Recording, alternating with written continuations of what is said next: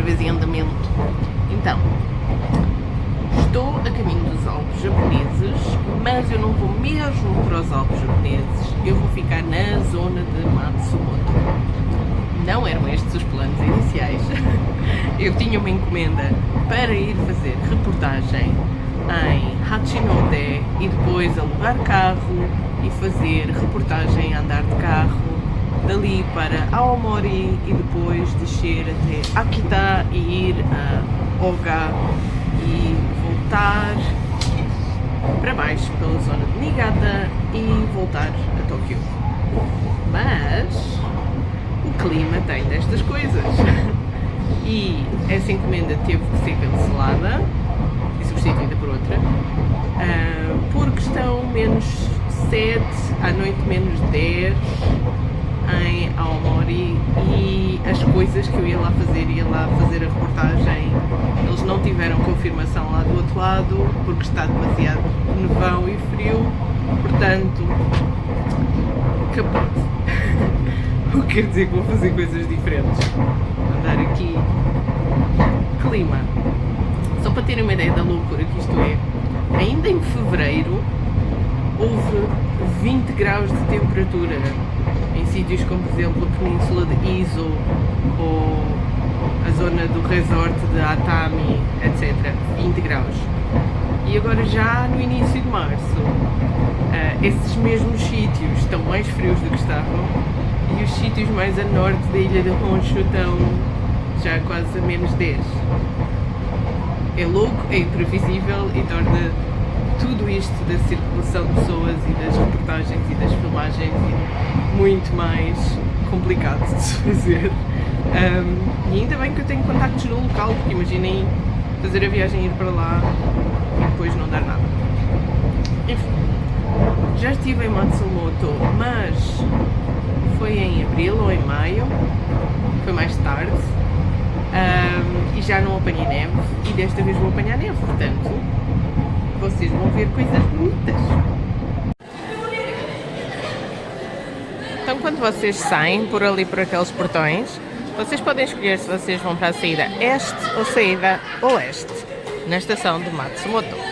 Se vocês forem fazer excursões para os Alpes japoneses, escolhem a saída do lado oeste. Se vocês forem para a cidade de Matsumoto, escolhem a saída para o lado este. Não se enganem nesta parte, ok?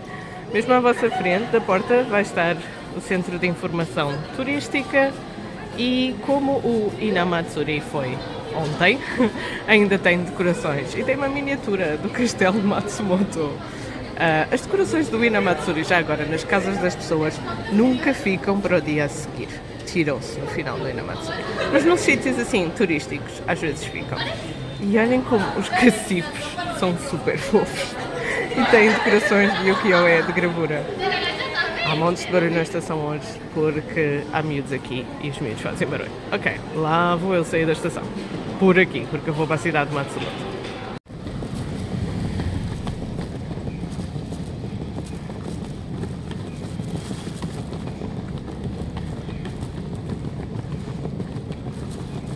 Durante o dia derreteu a maior parte do gelo do que caiu durante a noite, mas não completamente.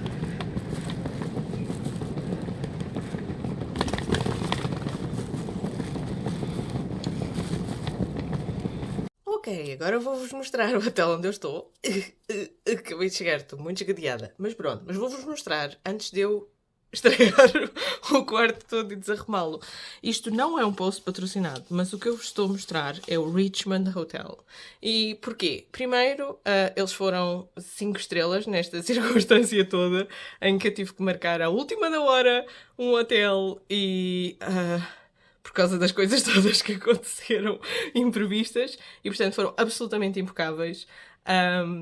Lá embaixo na recepção também foram absolutamente impecáveis.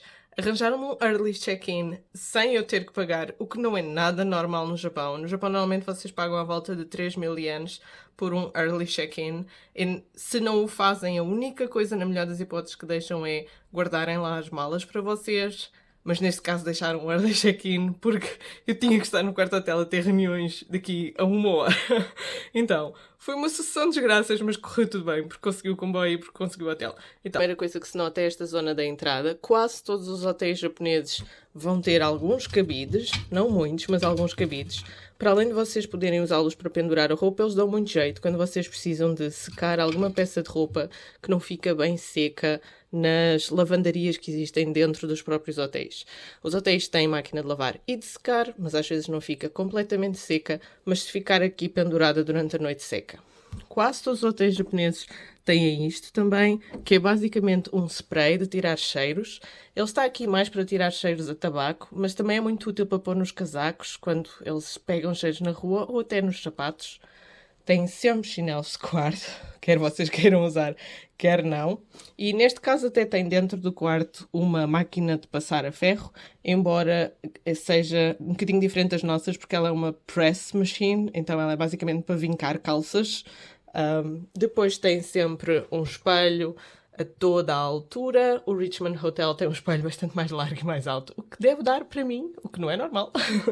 Este tipo de máquinas são máquinas para colocar o ar um bocadinho mais úmido. Durante o inverno, estas máquinas dão muito jeito, porque o ar é muito, muito seco. Mesmo quando já está aquecido, por causa do ar-condicionado, continua a ser um ar seco, então vocês têm que pôr um bocadinho úmido. Aqui é a porta para a casa de banho, estilo WC, Wet Cabinet. Então vocês têm aqui as famosas salitas japonesas com os botões todos. Neste caso, apesar de ser um hotel num quarto só para uma pessoa, já estava todo preparado para 2 pessoas na mesma, as toalhas, uma banheira bem funda, porque os japoneses gostam de fazer ofurô, gostam de fazer banho de imersão, então para ficar o corpo completamente submergido. Aqui neste verão também dá para vocês pendurarem aqueles cabides que vimos ali atrás e fecharem a porta de casa de banho durante a noite e ligarem o exaustor, porque o exaustor aqui é uma espécie de desumidificador também, então vai-vos ajudar a secar a roupa. Ali o meu trolleyzinho. E uma cama, que neste caso está classificada como sendo uma cama dupla, ou seja, uma cama de casal, mas é uma cama de casal muito estreitinha. E atenção que isto é muito comum no Japão. Vocês têm diferentes classificações de camas de casal. Quando diz double, small double, ou quando é double, mas é uma tarifa muito baixa, geralmente é uma cama mesmo muito estreita. É o equivalente a um single ocidental. Depois tem aqui uma mesinha e uma cadeira, que vai dar imenso jeito. Ali tem uma grande secretária. Aqui tem um banco daqueles rebatíveis, que vai dar jeito para pôr mala. Costumam quase todos ter uma luz na mesa. Um espelho que, aliás, podem pegar nele e levar para a casa de banho, para verem o que é por trás. Jarro elétrico, muito importante, até porque lá em baixo, na recepção, vocês podem pegar muitos tipos de chás diferentes e café e podem fazer no quarto. E no Richmond eles têm um sistema que dá para escolher coisas aqui no menu da televisão. E eu vou já falar disto. É que todos os hotéis no Japão têm um esquema diferente para organizar a limpeza do quarto, ok? Não é igual para todos. Vou usar a minha mochila para falar dessa parte. Desde mais ou menos 2012, 2013, começou a estar na moda no Japão e foi assim um processo lento que foi evoluído. Começou a estar na moda no Japão diferentes cadeias de hotéis terem diferentes esquemas de limpeza de quarto. E agora o que é comum é, quando vocês fazem o check-in no hotel, eles vão vos informar quais são as opções daquele hotel ou daquela cadeia. E depois fazem coisas como, opção ecológica é, se vocês ficarem 3 noites ou mais, eles não fazem limpeza, não substituem lençóis nem toalhas, a menos que vocês paguem mais por isso ou decidam extra ou qualquer coisa. Então tem todos assim um sistema que normalmente o branding do hotel ou o branding da cadeia é, olha, nós estamos a limpar menos vezes e a substituir menos coisas para sermos mais ecológicos ou para nos alinharmos com os objetivos de sustentabilidade do planeta. Normalmente é um bocado esse o princípio. Mas são todos diferentes. Então, quando às vezes as pessoas me perguntam, mas eles mudam a cama todos os dias, mas eles mudam as toalhas todos os dias, mas eles entram no quarto para limpar, mas eles não entram no quarto para limpar. Depende, é muito caso a caso. Então, neste em particular, o que é? Vocês têm no ecrã da televisão para escolher qual é o esquema de limpeza que vocês vão querer. Todos os dias, depois das 2 da tarde e até às 9 da manhã do dia seguinte, fica desbloqueado no ecrã para vocês escolherem qual é o sistema de limpeza do dia a seguir que querem. Are you following me? Ok? Portanto, imagina, vocês têm o vosso dia, saem para passear, voltam ao hotel às 9 da noite. Ok, tudo bem, até às 9 da manhã do dia seguinte. Esquecem-se de escolher num dia para o dia seguinte. Tudo bem, no dia seguinte, antes de saírem para o pequeno almoço, ainda podem escolher. E o que é que vocês podem escolher? Neste hotel em particular, vocês podem escolher o Ecological Style, que é, eles entram no quarto, fazem a cama com os lençóis que já cá estão, mas não os substituem, e deixam-vos um saquinho com toalhas lavadas. That's it. E despejam os lixos. That's it. Depois, tem o esquema de não fazem nada. 3 dias, até 3 dias depois de vocês entrarem, não fazem mesmo nada. Não entram sequer aqui. E se vocês quiserem extraordinariamente alguma coisa, vão à recepção e pedem. E depois tem o esquema normal, que é todos os dias entram, limpam, substituem tudo, põem toalhas novas, põem lençóis novos, aspiram, arrumam tudo o que está desarrumado, etc. Alguns hotéis, eu nunca vi nenhum assim tão completo com 3 opções, mas alguns hotéis têm a opção do género: nós, by default, nunca entramos, a menos que vocês digam. Outros têm: nós, by default, entramos sempre, a menos que vocês ponham o do not disturb. Outros dizem: nós, by default, mesmo que vocês ponham o do not disturb, entramos para despejar os lixos, porque é o nosso critério da nossa cadeia. Ok? Então isto parece tudo muito confuso, mas é caso a caso. Peçam informações na recepção. Eu já sei o que é que as pessoas vão perguntar a seguir. Mas se entram para limpar e se desaparecem coisas e se roubam coisas e se não sei o quê? Nunca me aconteceu. Em todos estes anos, o Japão é super seguro. Os funcionários dos hotéis prezam-se muito. Aliás, os hotéis prezam-se muito de dar formação e de acompanhar os funcionários. Em alguns hotéis têm cofres dentro do quarto, mas sinceramente isso não é preciso. As coisas que vocês têm que ter com vocês, o passaporte tem mesmo que ter com vocês. A câmara de filmar essas cenas tem mesmo que ter com vocês durante o dia, pronto. E se deixarem no quarto, porque eu deixo o meu computador no quarto, que é a minha vida, está tudo no computador, sem problema nenhum. Então pronto, esta explicação do quarto e dos esquemas de limpeza complicados já está. Normalmente tudo o que é preciso, tipo passwords da internet e não sei o quê, está tudo nos ecrãs da televisão. E os ecrãs da televisão têm menus em inglês.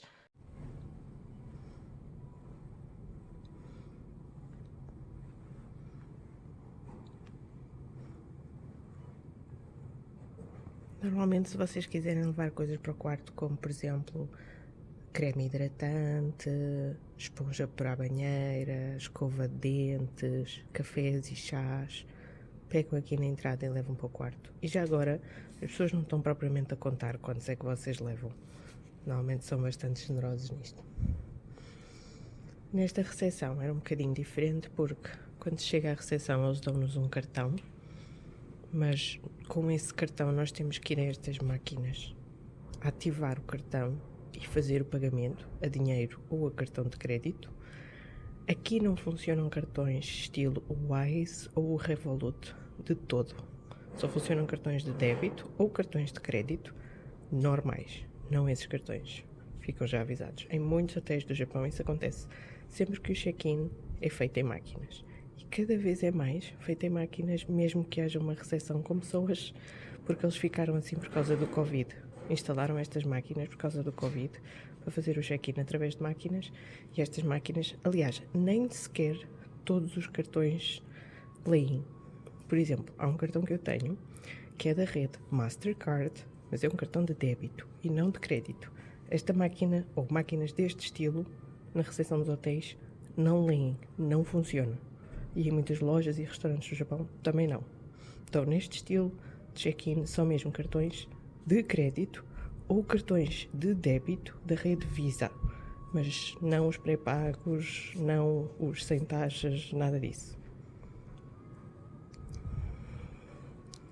Esta recepção é muito espaçosa, é muito quente. Se calhar é porque nós estamos numa zona de entrada dos Alpes japoneses, mas eles têm aqui uma espécie de pseudo-lareira, que não é lareira, é elétrica, e está muito calor aqui, comparado com os 4 graus que estão lá fora. Quando eu digo que eles foram impecáveis é porque eu não estava a conseguir alojamento em lado nenhum, de um dia para o outro, e sem dúvida não nas plataformas online, e então tive que telefonar para aqui. Olha aqui montes de gelo ainda. E isso acontece muito nos hotéis de Japão, eles já não têm quartos nas plataformas, mas se vocês telefonarem diretamente para lá, às vezes ainda arranjam, então é por isso que eu digo que eles foram impecáveis. Então como é que vocês vêm para cá se estiverem em Tóquio? Se vocês estiverem em Tóquio, vão ter que ir até à super, hiper, mega confusa estação de Shinjuku. Eu estou-me a rir porque, assim, eu acho que vocês devem ter respeito pela estação de Shinjuku. E se tiverem respeito, as coisas vão correr bem. Se vocês forem numa de isto vai ser super fácil, vou com 10 minutos de antecedência do comboio que quero apanhar, não vai acontecer. Vão com antecedência suficiente para encontrar o vosso caminho nas calmas, ok? Está tudo sinalizado, mas vão com um tempo suficiente. Dito isso, depois de estar em Shinjuku, fui para as linhas JR, porque eu não fui para Shinjuku de comboio, eu fui para Shinjuku de metro. E a Shinjuku metro e a Shinjuku comboios são coisas diferentes. Vocês têm que fazer a transferência de um lado para o outro. E depois é que apanhei o comboio para aqui, que já agora é um Limited Express. E portanto, vocês têm obrigatoriamente que reservar lugar. Se não reservarem lugar, não se podem sentar sequer, não é um comboio de entrar e sentar. Mesmo que vocês tenham o Japan Rail Pass, ou o Japan East, ou qualquer outro tipo de passe, vocês têm sempre que passar ou pelas máquinas para pagarem esse extra de lugar reservado, ou por uma bilheteira física com pessoas, tem que ser com lugar reservado. E depois fui para a plataforma número 9 da zona das linhas JR, na estação de Shinjuku, e apanhei um Limited Express que por acaso terminava mesmo aqui em Matsumoto, mas alguns vão para Nagano, alguns vão para outro sítio, então neste caso este terminava mesmo aqui. Não era dos mais rápidos de todos, ainda parou algumas vezes, por isso é que demorou umas 3 horas, mas pronto, mas vim, custou mais de 6.000 ienes, o que ainda assim, para a viagem tão longa que é, não é assim extraordinariamente caro, agora neste momento, com o câmbio como ele está.